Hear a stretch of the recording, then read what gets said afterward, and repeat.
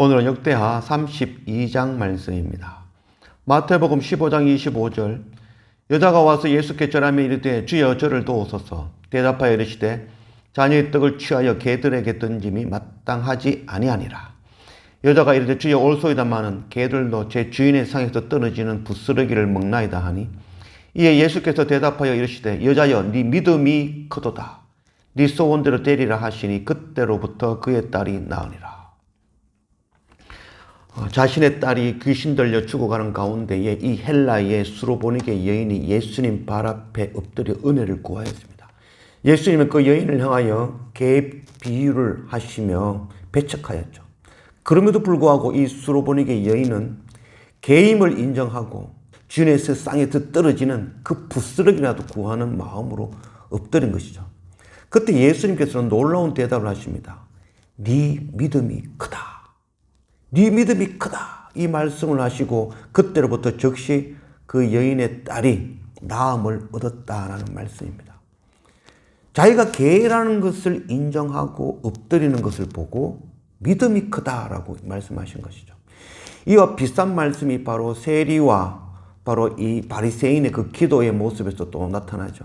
바리새인은 모든 율법을 지키는 자로 손을 높이 들고 하나님께 기도하는 자였고, 세리는 저 기둥 뒤에서 자기가 죄인임을 깨달아 알고 눈물을 흘리며 엎드릴 때, 그때 예수님께서는 그 세리를 향하여 의롭다, 구원받았다 라고 칭해 주신 것이죠. 손을 정결하게 씻고 율법을 지킨다고 그것이 의며 그것이 믿음이 아니라 자기가 개와 같은 존재, 내가 죽을 수밖에 없는 존재, 내가 죄인임을 깨달아 아는 엎드리는 것, 그것이 바로 믿음이다라고 예수님께서 말씀하신 것입니다. 내가 죄인임을, 내가 개와 같은 존재임을, 내가 짐승과 같은 자임을 깨닫지 못하면 결코 생명이신 예수 그리스도를 만날 수 없는 것입니다. 날마다 말씀과 예배를 통하여 내가 죄인임을, 내가 예수 그리스도가 아니면 방법이 없는 자가 알며 날마다 주님 앞에 엎드릴 줄 아는 그런 우리가 되어지기를 원합니다. 오늘 역대하 32장 1절 말씀. 이 모든 충성된 일을 한 후에 아수르 왕 사네립이 유다에 들어와서 견고한 성읍들을 향하여 진을 치고 쳐서 점령하고자 한지라. 20절 말씀. 이러므로 히스기야 왕이 아모스의 아들 선지자 이사야와 더불어 하늘을 향하여 부르짖어 기도하였더니 여호와께서 한 천사를 보내어 아수르 왕의 진영에서 모든 큰 용사와 대장과 지휘관들을 멸하신지라. 아수르 왕이 낯이 뜨거워 그의 고국으로 돌아갔더니 그의 신전에 들어갔을 때에 그의 몸에서 난 자들이 거기서 칼로 죽였더라. 이와 같이 여호와께서 히스기야와 예루살렘 주민을 아수르 왕 사네립의 손과 모든 적군의 손에서 구원하여 내사 사면으로 보호하심에 여러 사람이 예물을 가지고 예루살렘에 와서 여호와께 드리고 또 보물을 유다 왕 히스기야에게 드린지라. 이후부터 히스기야가 모든 나라의 눈에 존귀하게 되었더라. 히스기야 왕이 하나님 앞에 절기를 지키며 백성들을 인도하여 예배로 인도하며 그들에게 예배를 회복하고 그들의 삶 가운데 있는 우상을 철폐하게 하고 또 하나님께 기쁨으로 감사의 예물을 드리게 하는 그런 귀한 일을 하고 난 이후에 산헤립이 아수르가 공격을 하는 그런 일이 일어났습니다. 그때 함께 하였던 자가 바로 이사야 선지자. 이사야 선지자와 함께 하나님께 간구함을 통하여서 하나님이 기이하신 도움으로 생명을, 구원을 얻게 되었습니다. 이사야 37장 36절 말씀. 여호와의 사자가 나가서 아수르 군중에서 18만 5천인을 쳤으므로 아침에 일찍이 일어나 본 적 시체뿐이라. 18만 5천 명이 하루아침에 모두 죽고 말았다는 것이죠. 그래서 사네립 왕이 그것을 보고 부끄러워하여 부끄러운 마음으로 고국에 돌아갔지만 거기에서 자기 아들에 의해서 죽고 말았다라고 말씀하고 있습니다. 오늘 23절 말씀에 이후로부터 히스기야가 모든 나라의 눈에 존귀하게 되었더라. 이 일이 있고 난 이후에 당대 가장 강력한 아수르 사네립 그 왕을 물리쳤다는 그 소식이 열방에 전해지자 열방의 모든 사람들이 예물 들고 하나님께 나와 드리고 또한 보물을 히스기야 왕께 드린 것이죠.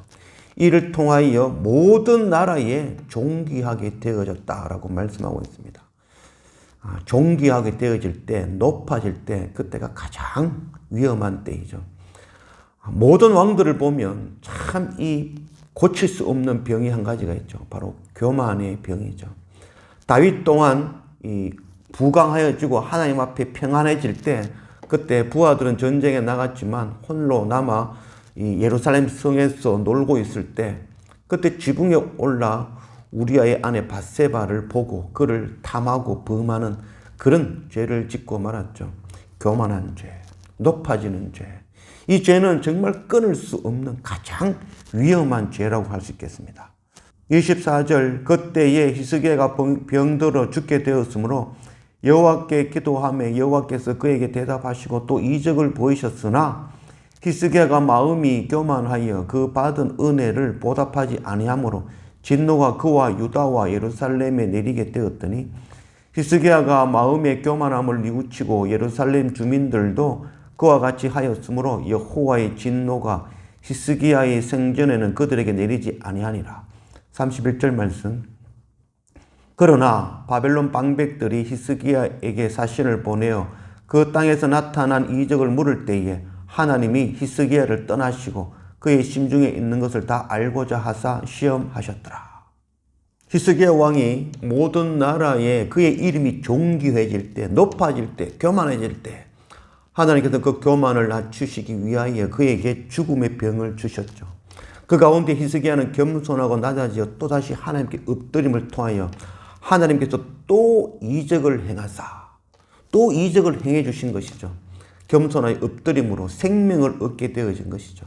그러나 그 생명을 얻은 것으로 통하여서 오늘 말씀 보면 바벨론 방백들이 히스기야에게 사신을 보내왔을 때 또다시 그는 높아지고 교만하여져서 하나님이 히스기야를 떠나시고 하나님께서 히스기야를 떠난 것이 아니라 히스기야가 하나님을 떠나 교만해졌다라고 말씀하고 있죠. 참 고칠 수 없는 병 가운데 하나가 바로 이 교만의 병이죠. 히스기야 왕은 이 다윗 왕과 견줄 만큼 아주 위대한 왕, 또 하나님과 동행하는 왕, 백성들을 하나님께로 인도하는 왕, 의로운 왕이었죠. 그럼에도 불구하고 그 고칠 수 없는 병, 다윗도 고치지 못하였던 그 교만하고 높아지는 병, 참으로 어려운 병이라 할 수 있겠습니다. 그러나 이 병에서 고침을, 이 병을 이길 수 있는 방법, 바로 이 사도 바울의 고백에 있다 할 수 있겠습니다. 고린도전서 15장 31절 말씀. 형제들아, 내가 그리스도 예수 우리 주 안에서 가진 바 너희에 대한 나의 자랑을 두고 단언하노니 나는 날마다 죽노라. 이 다윗도 히스기야 왕도 이기지 못하였던 그 교만의 병, 그 교만의 병을 이긴 사람이 바로 이 사도 바울이라 할 수 있겠습니다. 사도 바울의 자랑, 그의 자랑은 그 어떤 높아짐도 아니고 날마다 십자가 앞에 죽는 것, 그것이 바로 자랑이 되어졌죠. 날마다 말씀과 예배, 날마다 내가 죄인임을 깨닫고 내가 개와 같은 존재임을 깨닫고 엎드리는 것 외에, 그 믿음 외에는 바로 이 교만의 병을 이길 수 있는 힘이 없을 것 같습니다. 그래서 이 사도 바울의 고백과 같이 우리가 날마다 죄인임을 알고 개와 같은 존재임을 알며 날마다 나를 십자가 앞에 죽이고 엎드릴 줄 아는 그런 우리 모두가 되어지기를 원합니다.